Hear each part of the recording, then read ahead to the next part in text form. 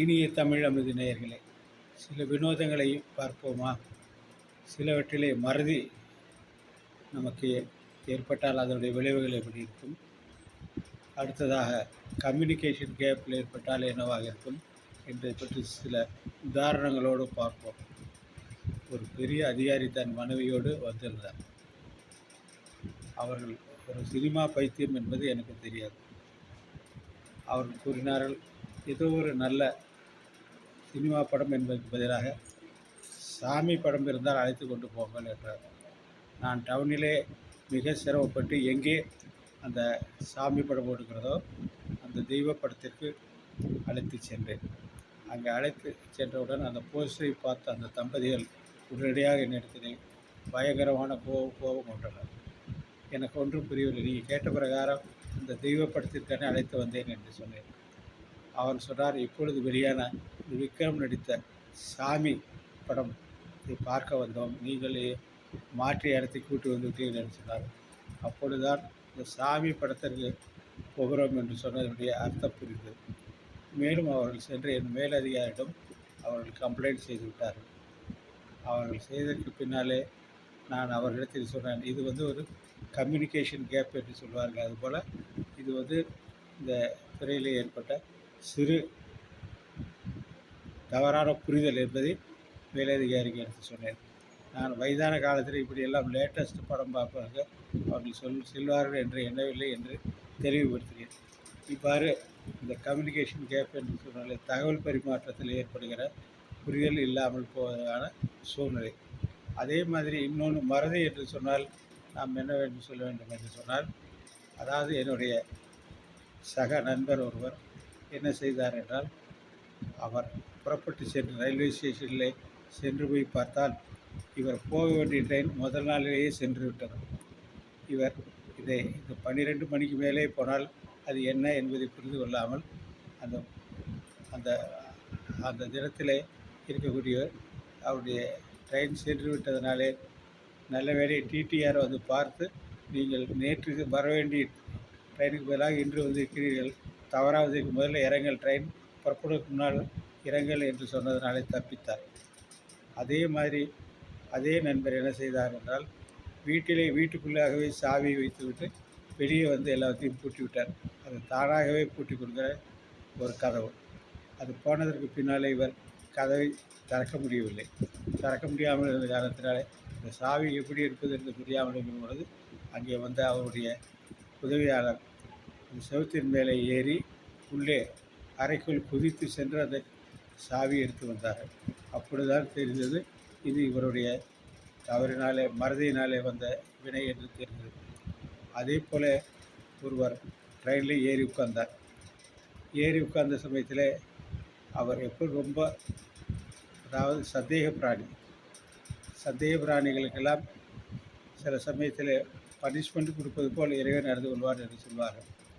அந்த ட்ரெயிலே அவர் போய் உட்கார்ந்ததுக்கு பின்னாலே ஒரு அம்மையார் வந்தார். அவர், இது என்னுடைய பெர்த், உங்களுடைய பெர்த் இல்லை என்று சொன்னார். எனவே அங்கு பயங்கரமான சண்டை நடந்தது. சண்டை நடந்ததுக்கு பின்னாலே டிடிஆர் வந்தார். டிடிஆர் வந்து கேட்டார், உங்கள் பேர் என்ன? ராஜகோபால். இவர் பேர் என்ன? மிஸ்ஸஸ் ராஜகோபால் என்றார்கள். மிஸ்ஸஸ் ராஜகோபாலுக்கும் சண்டை என்றால் நீங்கள் வீட்டிலே வைத்துக்கொள்ள வேண்டியதானே, இங்கே வந்து என்ன சண்டை செய்து கொண்டிருக்கிறீர்கள் என்று கேட்டார். அப்பொழுது அவர் வேறு ராஜகோபால், இந்த அம்மா வேறு மிஸ்ஸஸ் ராஜகோபால் என்று தெளிவுபடுத்துவதற்கு 1 மணி நேரம் ஆகிவிட்டது. அப்பொழுது பார்த்தால்தான் தெரிகிறது, அவரும் தன்னுடைய அந்த கம்பார்ட்மெண்ட்டை மாற்றி வந்து உட்கார்ந்து கொண்டு இருக்கிறார் என்பது தெரிந்தது. எல்லோரும் அவருக்கே சப்போர்ட் பண்ணார்கள், தவிர அந்த அம்மையை சப்போர்ட் பண்ணவில்லை. டிடிஆர் உண்மையை உணர்த்திய பின்னாலே அங்கே அந்த இடத்திலே நேர்ந்தது, இம்மாதிரி தவறாக நடந்து கொண்டு விட்டோம் என்று அவர் சொல்லி, ஆனாலும் அவர் மனசோடு எழுந்திருந்து அவர் சாரி சொல்லவில்லை. அந்த விதமான ஈகோ அவர்களுக்கு இருந்தது.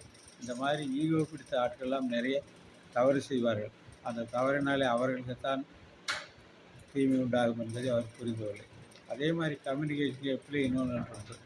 அதாவது என்னுடைய தந்தையின் பெயர் அம்பி என்று கூப்பிடுவார்கள். அதே மாதிரி என்னுடைய தங்கைக்கு தெரிந்தவருடைய வீட்டிலே அம்பி என்று சொல்வார்கள். என்னுடைய தங்கை சென்னையிலே இருந்தார். சென்னையிலே இருக்கிற பொழுது அவருக்கு ஒரு தந்தி வந்தது. அம்பி டயட் அப்படின்னு தகவல் போட்டு, ஆனால் புறப்பட்டு வா என்று கூட சொல்லவில்லை. அம்பி என்று சொன்னவுடன் தன் தகப்பனார் தான் இறந்து விட்டார் என்ற முதலத்தில் யார் அனுப்பினார்கள் என்று கூட பார்க்கவில்லை. உடனடியாக ஒரு ட்ரெயினை பிடித்து வந்து ஊரில் எங்கள் ஊருக்கு மெயின் ரோட்லேருந்து 2 கிலோமீட்டர் வர வேண்டும். அந்த 2 கிலோமீட்டருக்கு முன்னாலே இருந்து அவர் அழுது கொண்டே வந்திருக்கிறார். பார்த்தவரெல்லாம் கேட்டிருக்கார், ஏன் நீங்கள் அழுகிறீர்கள்? எனது தந்தையார் இறந்து விட்டார் என்று சொல்லியிருக்கிறார். அவர் உடனே அங்கே பார்த்தவர், உனது தந்தையை இன்று காலையில் தானே பார்த்தேன், நன்றாகத்தானே இருந்தார் என்று அவர் சொல்ல, இங்கே தங்கைக்கு மயக்கம் வந்து விட்டார். அப்பொழுது எல்லாரும் கைப்பிடியாக பிடித்து கொண்டு வீட்டுக்கு கூட்டி வந்தார்.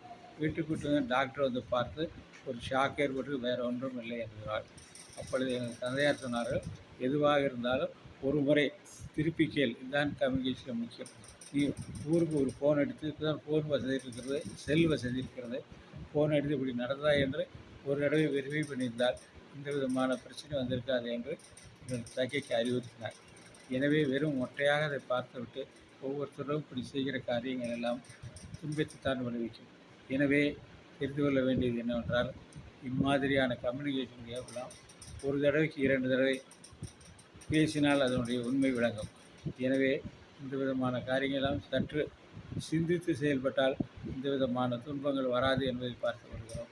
எனவே ஒன்று மறதி, இன்னொன்று சரியாக அது கம்யூனிகேஷனில் சொல்கிறார்கள். அதில் என்ன சொல்கிறார்கள்?